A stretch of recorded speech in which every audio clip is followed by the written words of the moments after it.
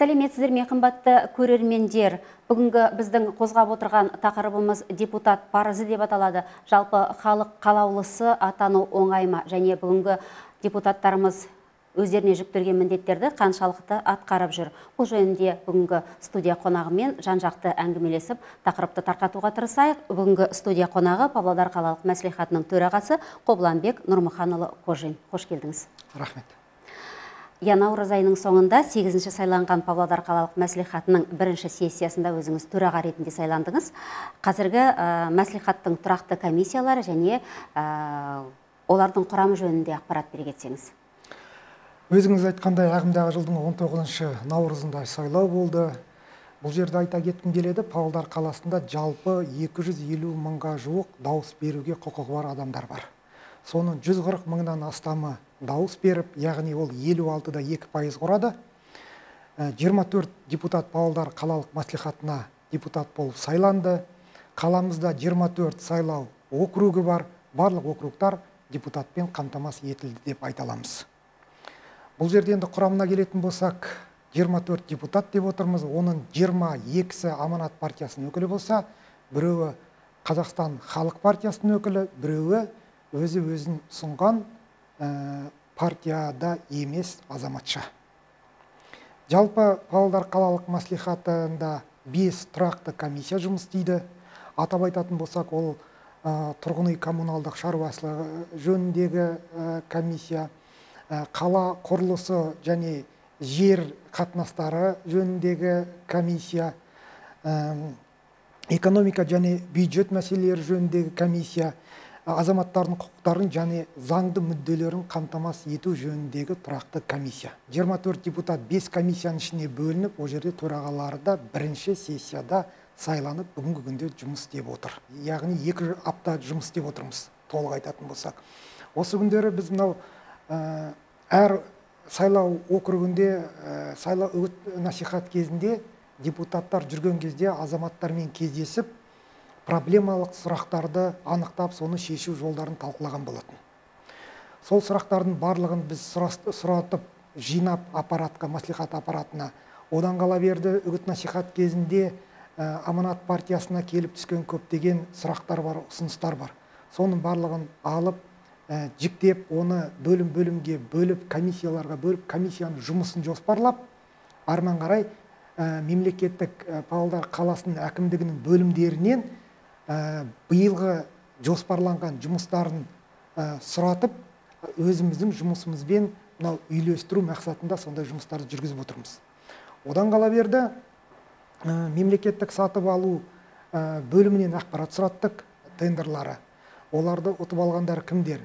Мердігердің аты жөні, оның жаңағы телефондары, техникалық бақылаушы, авторлық бақылаушы, олар кімдер? Сол ақпараттың барлығын алып, әр депутатқа өзінің округында жоспарланған жұмыстарды арман қарай бақылау ретінде мақсатында осы ақпараттарды беріп, бүгінгі күнде депутат қай кезде қай жоба басталады, оның аяқталу мерзімі, мердігер кім, жаңағы айтқан бақылаушылар кім, соның бәрін біліп, солармен тығыз жұмыс істеп, және әр аулада егер бұл балалардың ойын алаңдары болатын болса, тұрғындармен бірге соны талқылап, қай жерге қою керек, қандай қою керек, өйткені бүгінгі күндерде біз осы жүргенде былтырғы жұмыстарымызда және үгіт насихаттың кезінде осы жөндерде бір сындарды естідік.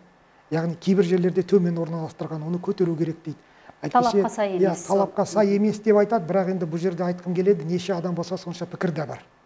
Ол жерде әрине істеген кезде жоспарлап алдында мемлекеттік орган жасады ғой, оның бәрін, несін бәрін, жобасын бәрін. Сондықтан түсіндірме жұмыстарында жүргізген дұрыс болады деген мақсатта осындай жұмыстар бүгінгі күнде жасалып отыр. Одан қала берді, әр депутаттың округінде проблемалық мәселелерге байланысты біз сол жерлерге шығып, мемлекеттік органдардан бір-бір өкілдерін алып, одан кейін Атамекен ұлттық палатасынан бір өкілді алып, жұмыспен қамту орталығынан, отбасы банкінен және басқа да қызығушылық танытқан мемлекеттік емес органдардан бір-бір өкілдерін алып, округтарға шығып, тұрғындармен кездесіп, қоғамдық қабылдауды жүргізіп, оларда қандай сұрақтар бар, әрқайсысы өзінің жаңағы несінен жауап беру мақсатында сондай жұмыстарды бүгінгі күні жоспарлап отырмыз.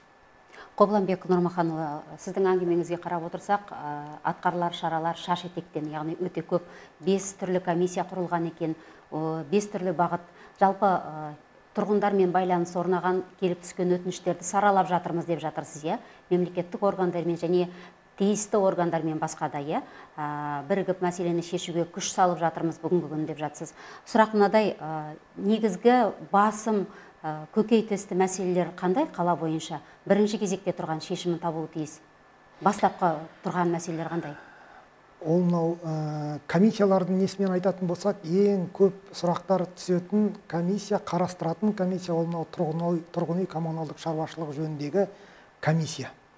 Яғни мынау абаттандыру жұмыстары, көгалдандыру жұмыстары, мынау ағашты кесуден бастап, аулалардағы балалардың ойын алаңдарын, спорт алаңдарын, басқа да қажетті орындық деген сияқты, мынау урна деген сияқты, солардың бәрін қою, соларды жөндеу, соларды арман қарай жұмысын қамтамасыз ету, дұрыстау деген сияқты сондай сұрақтар көп түседі. 24 депутаттың 24-інде де әлеуметтік жүйелерде өзінің жеке парақшасы бар. Одан қала берді, Павлодар қалалық мәслихатының өзінің ресми сайты бар. Сол сайттарда, жеке парақшаларында барлығында депутаттардың әр тұрғын өзінің округінің депутатын сол жерден таба алады. Сол жайында ақпаратты көре алады. Оның қандай телефоны, электронный адресі, соның барлығы сондай ақпараттарды сол жерлерден көре алады. Одан қала берді, бірінші күннен бастап, бірінші күндер жұмысынан бастап, мен өзі жеке парақшама және Павлодар қалалық мәслихатының сайтына біз барлық 24 депутаттың тізімін және олардың телефондарын көрсеттік. Бүгінгі күнде ол WhatsApp-тан WhatsApp-қа, Telegram-каналдан Telegram-ға тұрғындар бір-біріне жіберіп, сол ақпаратпен алмасып жатыр деп естіп жатырмыз. Яғни тұрғындар өздері сайлаған халық қалаулылары депутаттардың байланыс нөмірлерін білуі дұрыс қой, әрине. Тығыз байланыс ұстағандары дұрыс, мәселені бірігіп шешуде. Яғни бұл дегеніңіз бұрынғыдай депутаттар айына бір рет қоғамдық қабылдау жүргізіп, одан кейін өз шаруаларымен жүреді деген бір сынақтар, сындар естіп жаттық. Олай емес, кез келген уақытта біздің тұрғындар өзінің округіне тиесілі депутатқа қоңырау шалып өз сұрақтарын қоятындай мүмкіншілік бүгін бар. Сонымен қатар әр депутат ережеге сай айында бір рет қоғамдық кездесулер, қоғамдық қабылдаулар өткізеді. Ол міндетті түрде. Өткен 2022 жылы маусым айында, яғни 5 маусым күні біз референдумда дауыс бердік. Соған өзгерістер мен толықтыруларды қабылдаған кезде сол жобада 52 бабының 5 тармағында депутаттың мандатын кері қайтарып алатын мүмкіншілік туып отыр бүгінгі күнде сайлаушыларда. Бүгінгі күнде әрине әр депутат соны есінде сақтай отырып, белсенді жұмыс істегісі келеді. Бұл әрине өте жақсы, егер депутат өзінің өз ұсыныс беріп, әлде халықтың сенімін арқалағаннан кейін өзінің жұмысын барынша көрсетіп, халыққа қол ұшын берем десе, бұл енді әрине жақсы үрдіс деп айтуға болады. Және өзіңіз айтып отырсыз, заң бойынша депутаттық мандатты халықтың күшімен кері қайтаратындай да жағдай бар ғой қазір. Оның мен несін айта кетейін, механизмін. Бұл жерде ол одан кейін ата заңымызда бекітілгеннен кейін 52 бабында, одан кейін конституциялық заңда, яғни Қазақстан Республикасының сайлау заңында да қарастырылды. Ол жерде келесі механизм қарастырылған. Егер, мысалы айтайық, бір округта, мысалы Павлодарда 24 округ деген кезде, орташа есеппен алған кезде 10 мың сайлаушы деп бөлінді. Сонда, мысалы, сайлаушылардың санының кемінде 10%-нан кем емес қол жиналу керек. Одан кейін ол келетті, мынау тикка тапсырылады, тикка 2 ай уақыт беріледі, оны тексеріп, егжей-тегжейлі қаншалықты объективті түрде бұл арыздың барлығын анықтағаннан кейін, егер бұл шынында да сондай мандатты кері қайтаратындай негізі туып тұрса, оны талқыға салып, депутаттың мандатын кері қайтарып, басқа жаңағы округта басқа жаңа сайлау күнін белгілейді. Енді бұл жаңағы атап өткен заңға сәйкес,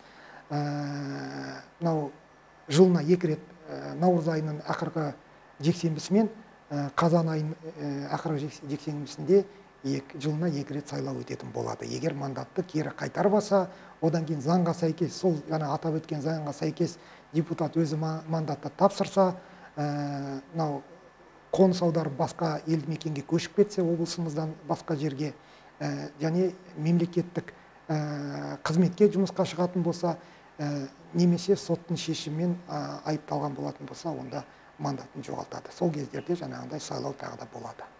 Бұрынғыдай жалпы барлық сайлау емес, уже точечно округтарда сайлау болады. Қобыланбек Нұрмаханұлы, жалпы жаңаған айтып отырсыз, тұрғын үй коммуналдық шаруашылық мәселесі өте өзекті. Халықтың көзқарасымен қарасақ, Екібастұз қаласындағы төтенше жағдайдан кейін Павлодар қаласының тұрғындары да біраз алаңдаулы деп айтуға болады. Өйткені жылу желілерінің жағдайы қазір қандай деңгейде, қысқа дайындық қалай пысықталады, осы жөнінде комиссия мүшелері қандай жұмыстар істеп жатыр дәл қазір? Жылу мәселесі әкімдіктің әрдайым несінде жеке бақылауында, әр әкімнің жеке бақылауында бар. Сіздер білесіздер, жалпы Павлодар қаласында 800 километрден астам, 800 шақырымнан астам желі бар. Оның барлығын тозығы бүгінгі күнде біреулер 70% десе, біреулер 80%-ін үсті деп жатыр. Солай болған күннің өзінде 70% да аз емес. Сондықтан бұл жерде жыл сайын жоспарлы жұмыстар атқарылып жатыр. Магистралды желімен аула ішіндегі желілерге бөлінеді. Магистралды желілер биыл магистралдық желіге Павлодарский тепловые сети акционерлік қоғамы өзі жоспарлы жұмысын жоспарлап жасайын деп отырса, сонымен қатар аулалардың ішкі желілеріне де алдымыздағы 27 жылға дейін 5 этаптан тұратын жол картасы бүгінгі күнде әзірленді. Ол нақтыланды. Ол жерде жаңағы бюджеттің ақшасы қарастырылып, биыл 15 сәуірден бастап 15 тамызға дейін 32 шақырылым жаңағы желі қайта жөндеуден өтеді. Солай жыл сайын ішкі аулалардың желілерін жаңартамыз деген әкімдікте жоспар бар. Оның барлығы әрине депутаттарда өз бақылауында ұстайды.